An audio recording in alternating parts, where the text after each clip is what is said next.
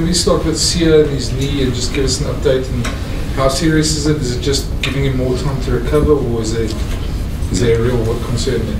Yes, I'll tell everybody. Yeah, Siya, he's got more or less the same injury as Warren Whiteley, and obviously Warren, they didn't treat as conservative, and then eventually he's out for quite a long time. So we're just going a little bit more conservative with Siya, to make sure that he's ready for the World Cup, which is the most important tournament of the year.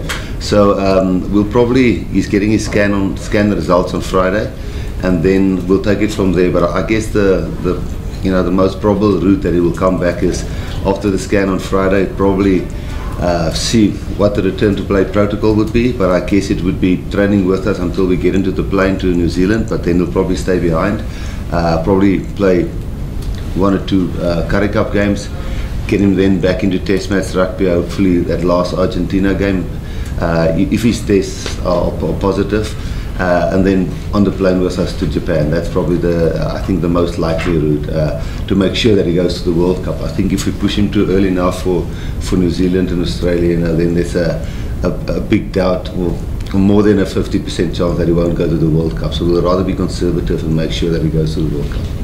And maybe just an update on the other guys, Warren, Damien Willems, all the injured guys. Yeah, at this stage, the guys that we haven't selected, that was normally in the mix last year, like Damien Willems and guys like that, even guys like Jean Dan de Pre, there's a few guys like that. We've just decided that the guys we're going to train with now, apart from Siya, most of the guys will be available for the first test match against Australia. We wouldn't like a lot of guys in the group that we actually have to rehab all the time. We can rather do that rehab with their franchises, and then the moment they're ready, we can draft them into the group. So there's been a few that's unlucky not to be here, but they're not here because they won't be in the World Cup squad. They're just not here because they can't train with us. At the moment the guy is longer than 2-3 weeks out, we're not drafting him into the squad, except Siya, because he's our captain.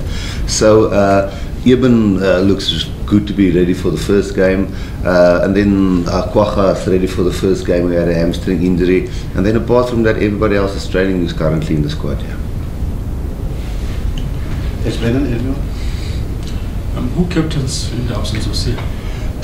The first 2 games, as you guys, I think, did read between the lines. The first 2 games, it will be a challenge playing on the Saturday against Australia, and then flying out on a Tuesday, on the Sunday, and then only getting there on a Tuesday morning in New Zealand. So we'll probably mix up the first 2 games in terms of personnel. When I say that, it wouldn't necessarily be a A and a B side, if I can say that in inverted commas, because there's a few guys that need game time. Peter Steff de Toey hasn't played for 6, 7, 8 weeks. If Siya was fit, he was one of those guys as well. Even Etzebeth hasn't played for a while. A lot of the overseas-based players hasn't played for a while. So we probably can't just take a first-choice team straight to New Zealand, because there would have been a lot of guys that hasn't played for a lot of weeks. So we're probably going to juggle the squad in terms of how we split the two teams playing Australia and New Zealand, to make sure that both teams are pretty competitive.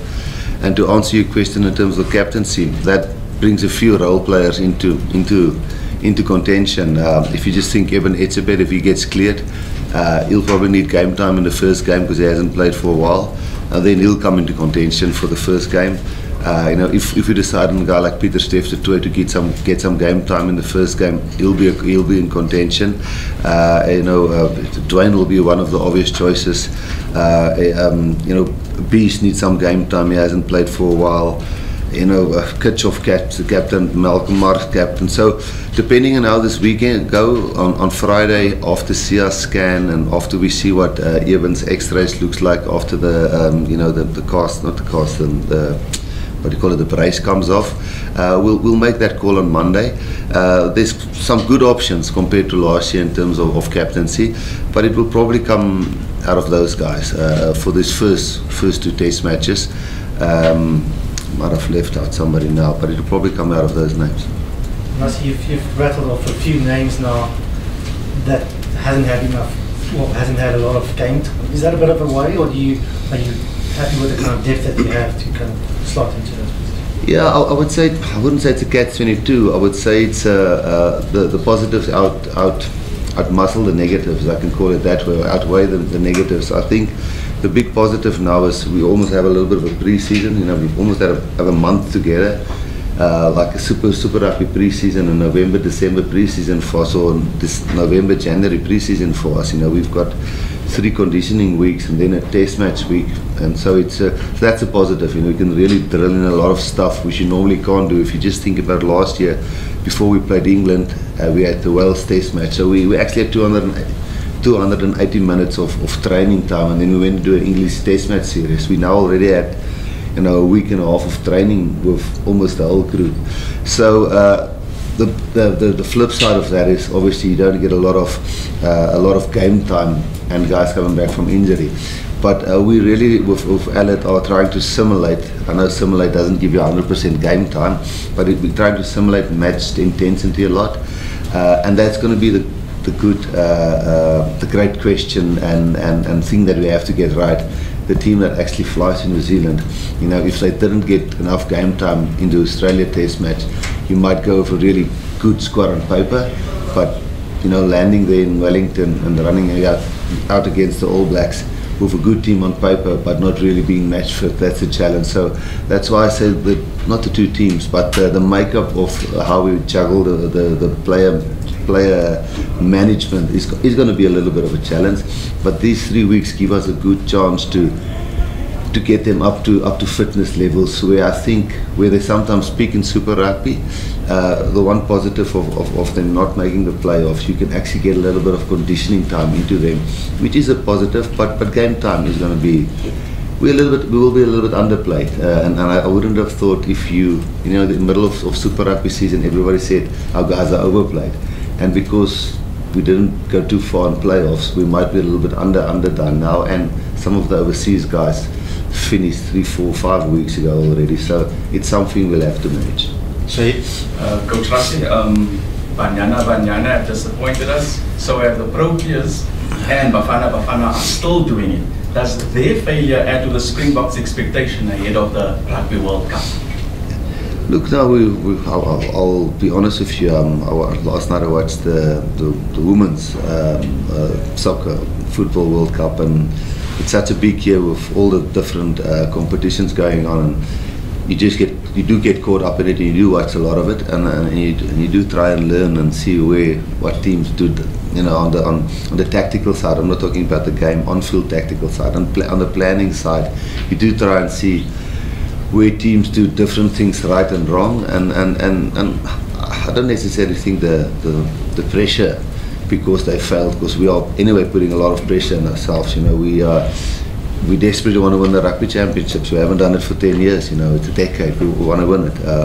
We want to win the World Cup. You know, so that pressure we were already putting on ourselves, and we're working really hard to do that. So I think the other teams winning or losing, we anyway want to do it. If they did well, we still wanted to do it. If they lost, we still wanted to do it. So I think it's more a case of from a management side anyway, we're trying to.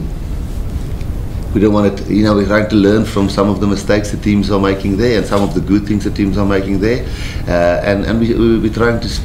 We see the frustration, you know, we see the frustration, and we share the frustration, and we want to make sure that we don't create that same frustration in all the different. Not just, I'm not talking Bafana and the cricket. I'm talking all over the world, the different teams in the current competition. So we try not make the same mistakes. Rassie, are you happy with the way the overseas guys settled in, and are you happy with the condition? The nice thing is they're fresh, you know, that's the one thing, so you can take them step by step, where there's not one of them with a niggle. If I say niggle, I mean you come up with a Super Rugby season, it's just a week after that. We gave the Bulls and the Sharks a week off, so after a week we've got a few niggles still, and then the Lions and the Stormers, you know, they had a week off and then they're into it, so they sit with a few niggling, you know, an AC joint here, an ankle there, and you still have to manage that a little bit. Where the overseas guys came in, they had 4 weeks off or 3 weeks off, and they are fresh, they are totally recovered. But you got almost a month to get them up to, you know, all the different gym wise, aerobic, everything. So that's a nice thing about it, and I must say they're really sharp and fit.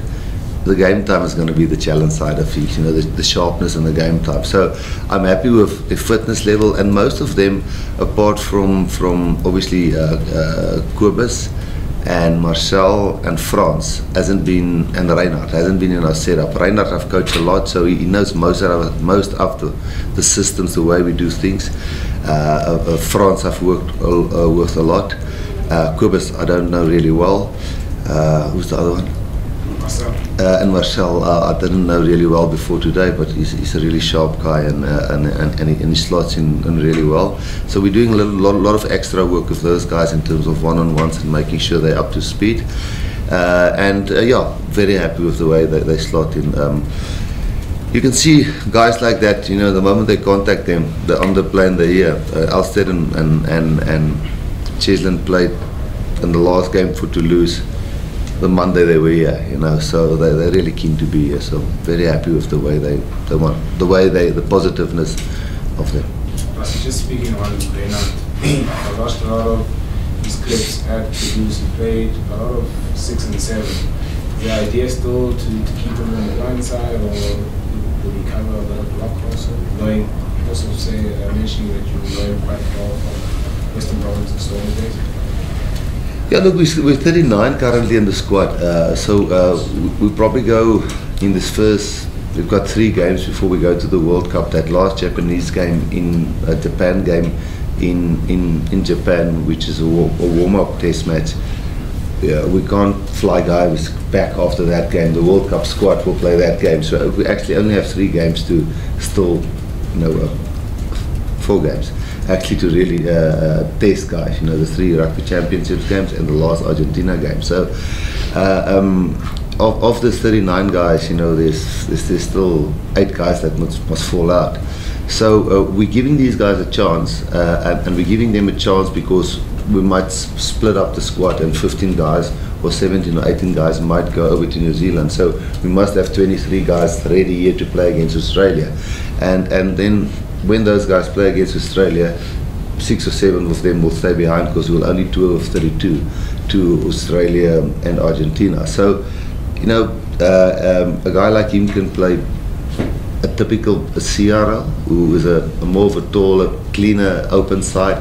You know, people don't always realize this, but we actually play left and right. We actually don't play open side. We play left and right, you know. So that's why Siya sometimes carries in the open side and sometimes fetches in the open side. We don't necessarily play a Pocock or a Richie McCaw, that style, you know. If flanker packs on the left side, he plays to the left side, and if he packs on the right side, he plays to the right side. So that's why Siya sometimes runs into space, and sometimes so he can do that job for us, but he can also play on the blind side, and he's a little bit short for front lock, but he can definitely do the physical work of that front lock. But if all our locks are fit, I don't see that at this stage that we will currently need him at lock, but he can certainly do the job if we do need him. Rassie, you've incidentally mentioned the South Americans now, and with the success in the Super Rugby, they obviously have a total different animal this year as a national side. Yeah, look, we experienced it firsthand last year when we lost there against them, you know. So no, all on to them. Everything they've done, the way they've built squad depth there. They are a national side, and with the way they've, you know, with Sanchez playing at Stade Francais, and they've drafted all those guys in, they're going to be formidable. We've always found when they play them, they're a team that they're really tough. I mean, physically tough. They are guys that doesn't stand back physically for you at all, and everybody sees it. They've touched up their discipline. And now they've got this fine finesse in the attacking game, which is really sharp. The way they attack is hard in your face with soft hands. You know, you never know if they're going to run over you or actually going to just get the ball away. So they're just really smart and up the whole game. So the challenges they pose is not just this physical thing anymore. It's actually real interesting that they've actually decided that they'll concede scrum time a little bit and have more ball players in their team that can tackle and maul well, but they'll rather concede the scrum a little bit to make sure they've got more speed in their pack. So but then all the squad of all 31 of them are really, really tough individuals. There's very few guys who's not tough guys that can tackle and carry and clean out. So I think even this Crusader game, I really think it's a 50-50 game this weekend. Look, it's their test match side, and they will now just flow into the Rugby Championship. So there's not a case of let's find our line-out system or let's find our breakdown system. It's let's just continue. So no, that away game and then the 1 year back at Loftus is going to be massive. The quality side. Rassie, of the positions where you've seen players excel and some not, which one actually gives you the biggest headache from a personnel perspective? Well, we are very fortunate in the front rows at this stage. You know, so for guys like Kuni and Wilco not to be here, it's so close. And for the guys who's in here, you know, for them, they must perform now these next 3 games. They must really perform now against Australia, New Zealand and Argentina. Because I would be really keen to give the other boys a chance again in that last Argentina game, which we play here, because they're very close to being in the squad. We just can't select so many props, you know. So the front rows was really tough. The hookers was tough, you know. But I'm just from the opinion, if you have 4 hookers in the squad, you can't just rotate so many times, then everybody doesn't get enough time to get enough you know, repetitions in the position. So hookers was tough. Blocks was one of the more easier positions to pick just because we had a lot of injuries. Loose forwards again was tough. The Dupree brothers was bad luck. The one had an injury and the other one didn't play a lot. Even Siya Kolisi from the Stormers, you know, and not share was injured. You know, he didn't play very few rugby. Siya Kolisi is one of the young guys that really played well. Carl Brink is one of the guys that you know, got an injury and really only played the last 4 or 5 games. Nines was tough. You know, Ambrose and Ivan. With Warner really doing well at the Bulls, it was tough to say who's their number 1, but then again Herschel and Kobus really put up their hands in their respective clubs. But then again they have to do it now, because there's still that Argentina game where we can bring the other boys back and give them another chance. At 10s, you know, we've got Elton who's reached 3 Super Rugby finals for the Lions. We've got Andre who's really in form, and then we've got a guy like Frans Steyn who can cover 10 for you, and a guy who's got Philly who can cover 10 for you. Centres, I think it's pretty much settled that those are the guys who did the job for us last year. Lots of wingers. I think Cornell was bad luck, but you know, between Mapimpi, Cheslin, Sabu and Apiwe, you know, who do you leave out? You know, with a guy like Cornell, the other 4 guys are just class. You know, they just did the job for us and consistently did well in Super Rugby for us. But a guy like Cornell really did well. So you know, the 4 boys must perform now, because there's still one more chance in that last Argentina game. And then at fullback, we only have the 2 because Damian Willems is injured. And I know Kerwin had a wonderful, when he played, wonderful 10 and 15. But then again, Frans can play 10, you know, Willie can play 10. For us, Jesse can play 15, you know, Cheslin can play 15, Dylan Lights can play 15, and you got Warwick, and you got Willie, you know. So we've got a lot of covers who can play those different positions for us. So all the positions, I know it's not settled combinations, but it's guys that cover a lot of positions for us. And the nice challenge for them is now there's 3 test matches where they must now secure those positions. Rassie, just looking at the mistakes maybe from past World Cups, 2015, that horrible game against Japan, not that we want to think about that one too much, but part of the problem there was a number of players weren't match sharp. Yeah. And almost the Springbok management wanted them to get match sharp in that game. Okay. You're almost sitting with the same sort of potential problem in the next couple of months. How are you going to overcome that? Yes, Bren, yeah, I think we don't. I think we are really trying not to sit with that problem. You know, that's why Siya must go and get fit in the Currie Cup so that he's ready to play that game in Japan. You know, that's why out of the squad currently of 39 who's here, it's only Siya who can't train. You know, so for the first test match against Australia, the only guy who's not available is Siya. That's why we don't have Jean-Luc here, not Jean-Luc, Dan here. That's why we don't have Damien Willems here. We have guys here that can train and play and is available for the first test match. And that's why Loet de Jager will probably, he's training with us now, but will probably next week play for the Bulls Currie Cup game to see if he's ready to play the next weekend against Australia. You know, I was there in 2011 also when we had a wonderful team on paper, a very experienced team. But you know what you get in experience, yeah, you know, you lose and you gain in big match temperament and decision making and a lot of, but you lose in agility and availability. And then so it's a big challenge to get the squad balance right, and we're trying to not make those same mistakes and have a fully fit, vibrant, fit squad on the field. So I think there's 1 or 2 players that we will worry about, but it's a 5%. It's not the 95% of the squad. Rassie, similar to Brendan's, but how much of a test do you expect the side to go through, especially in these 3 test matches before the World Cup? What kind of objectives are you looking forward to?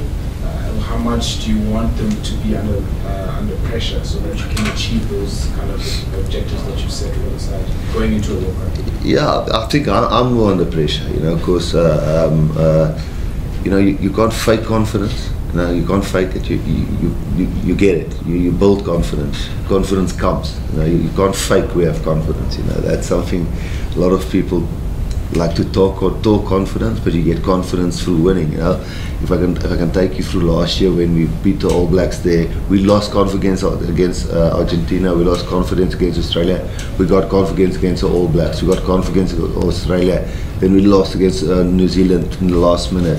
Then the next test match was England, and then we lost confidence there, and then we built it up against France against Scotland again, but then we lost against Wales again. So confidence is something that comes with time. So we have to build confidence when we go into the World Cup. So, but by saying that, we're going to go into the Australia test match with a few new combinations, you know, but the pressure is probably more on me because the players is few coming back from injury.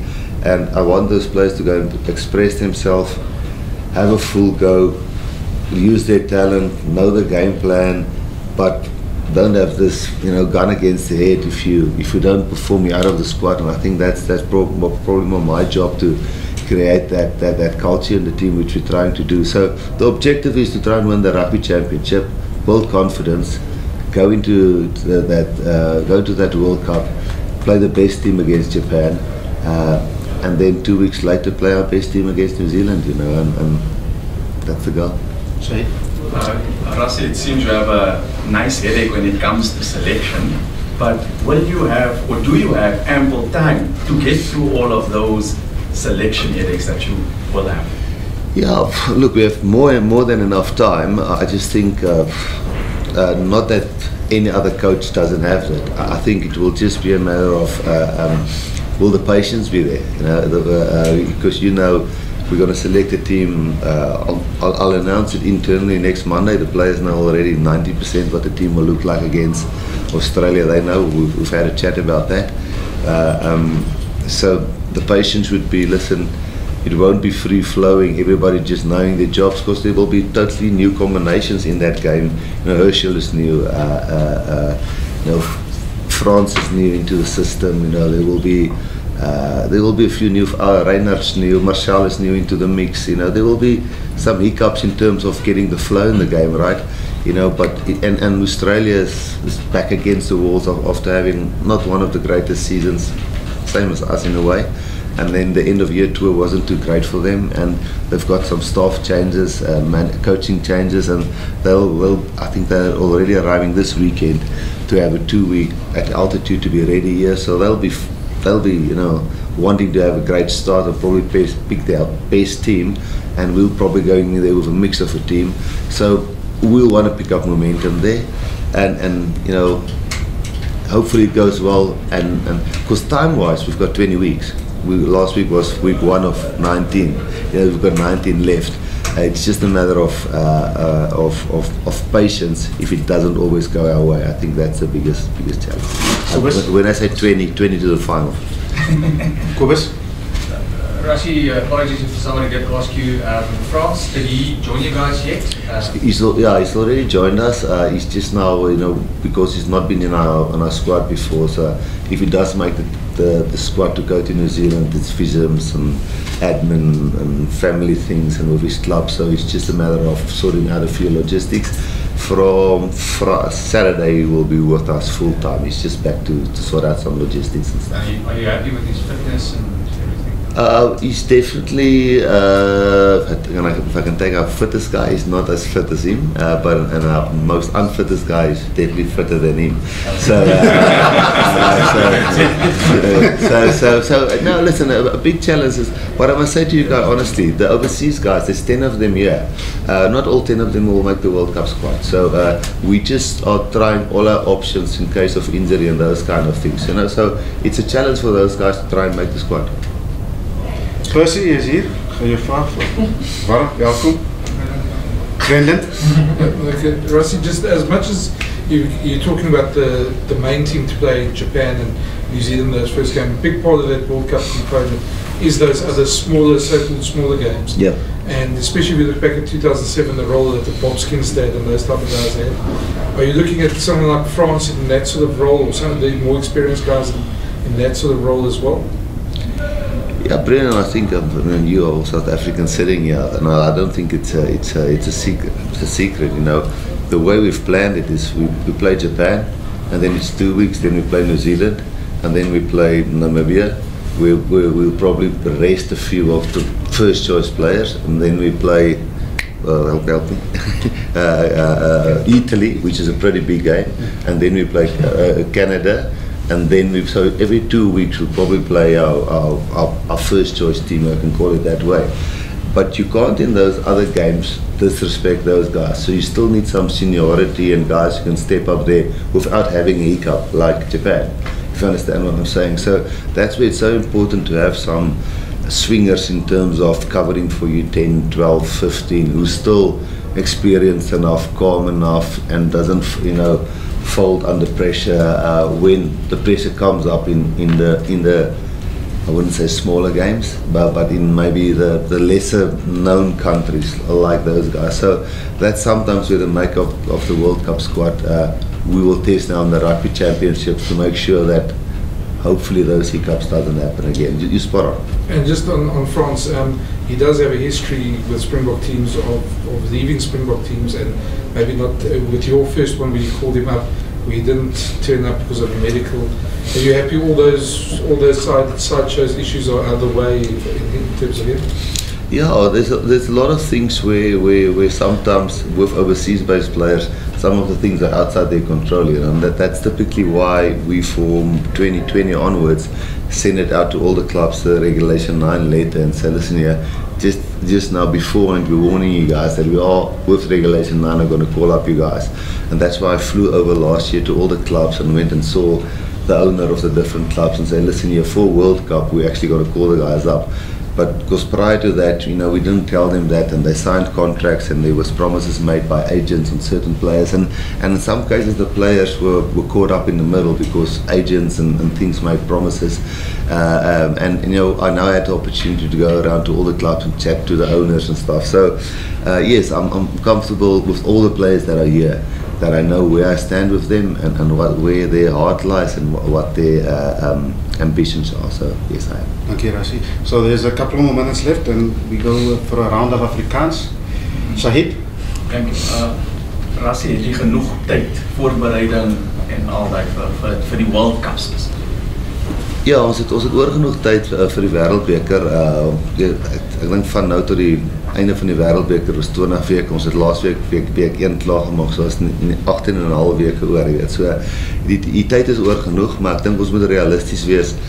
Hierdie 5 weke van rugby kampioenskap, het help jy die tyd, maar jy verloor momentum en die ondersteuners raak frustreerd en jy weet die geduld raak weg en ou verloor momentum en jy verloor geloof en belief in daai goeders. So tyd is nie die probleem, ons het oor genoeg tyd. Die challenge gaan wees om momentum op te bou. Weet jy kan wat is geloof? Ja, belief, jy kan confidence kan jy nie fake nie, jy weet, so die groot challenge is nie tyd, die groot challenge is soos die tyd aangaan om die hele tyd te bou, sodat almal spelers, coaches, supporters, media, almal glo dat ons besig is om op te bou na die wêreldbeker toe. Ek dink die tyd gaan ons probleem wees, is die vordering moet die hele tyd daar wees, sodat almal kan sien ons kom uit. Rassie? Rassie, eerst niet jammer dat ik laat is, kan ik vragen, Als reg. kan ik vragen, eerstens, as jy gemakkelijk dat jy kaptein betyds fiks sal wees vir die eerste in Australië, en sou hy nie fiks wees nie, wie is jou moontlike instaan kaptein, of ek weet die algemene antwoord sal wees, jy het die hele groep leiers in die groep, maar wie is jou eerste moontlike keuse as kaptein? En tweede sal ek vraag, Rassie, in die lig van wat tans in Suid-Afrika gebeur wat sport dan betref, is 'n ongemaklike vraag. Ek was bevoorreg om verlede week in die Protea netbalspan te wees. As baie druk op hulle om die lading van verwagting af in Suid-Afrika te haal. Verstaan jy as die leier, die vader gegee van die Springbok kamp, watter verwagtinge van die Springbokke in die aanloop tot julle skouspel in Japan, selfs met die Rugby Championship? Ja, die eerste ding is, soos ek net vir die manne gesê het, Siya, ek dink as ons Siya nou druk om reg te wees vir die Australia game, en selfs om toer te vat New Zealand toe, dan het hy 'n 50-50 kans om wêreldbeker toe te gaan. So hy kry Vrydag sy skandering resultate op sy knie, en dan sal ons weet wat sy kanse is, maar ek dink die 80% roete wat ons gaan vat is om hom, hy gaan die hele tyd saam met ons oefen, totdat ons op die vliegtuig klim in New Zealand en Argentinië toe, dan sal hy nie saam gaan nie. Ons gaan hom heel waarskynlik dan dat 1 of 2 Currie Cup games speel, en moontlik die laaste game teen Argentinië tuis speel, sodat ons 100% seker is hy kan saam met ons wêreldbeker toe gaan. So ja, wêreldbeker, ek is 100% seker tensy regtig nou 'n groot terugslag kom. Rugby kampioenskap, ek voorspel dat ons moontlik eers die heel laaste Argentinië game beskikbaar kan hê, sodat ons seker is ons het hom reg vir die wêreldbeker. Die expectations, Persie, ek is my 4de World Cup wat ek by betrokke is, jy weet, en soos ek net vir die manne gesê het, of ek weet nie, dame ook is nie, ja, nee is nie, ons, wat ek al die results was van die ander spanne, jy weet, van af, ons weet hoe belangrik het is, en ons wil die ding wen, jy weet, ons weet, ons is 50 gerank in die wêreld, en ons weet laas jaar in al 14 ons toetse, kon ons al 14 verloor het. Ek kan jou wys op minuut 75 en elke game in die weegskaal gewees.